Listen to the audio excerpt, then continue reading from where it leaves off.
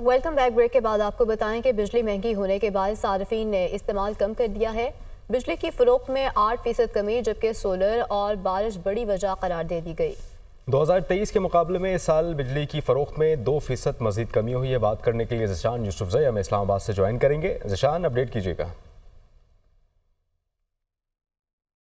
देखिए, ये जो फिगर्स है ये वजारत तवानाई के हैं और उनकी जानिब से बताया गया है और वजारत तवानाई ख़ुद कोट कर रही है कि बिजली की जो तलब है और उसकी फ़रोख्त है उसमें कमी क्यों हो रही है, क्योंकि उसकी महंगी होने की वजह से और उसकी कीमतों की वजह से।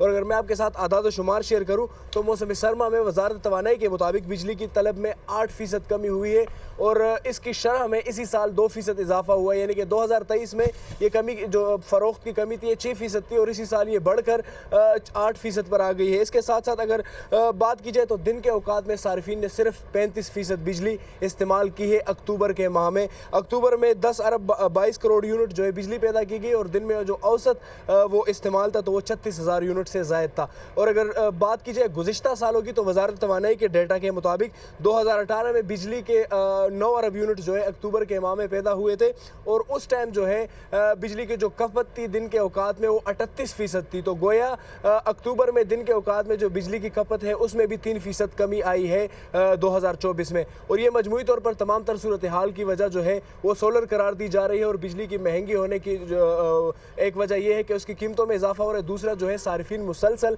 जो है सोलर पर मुंतकिल हो रहे हैं। तीसरी जानिब जो है वजारत तवानाई की जानिब से बताया गया था नेपरा में कि चूंकि अक्टूबर के माह में बारिशें ज़्यादा हुई थी। आप अपने अपडेट कर रहे थे, बहुत शुक्रिया।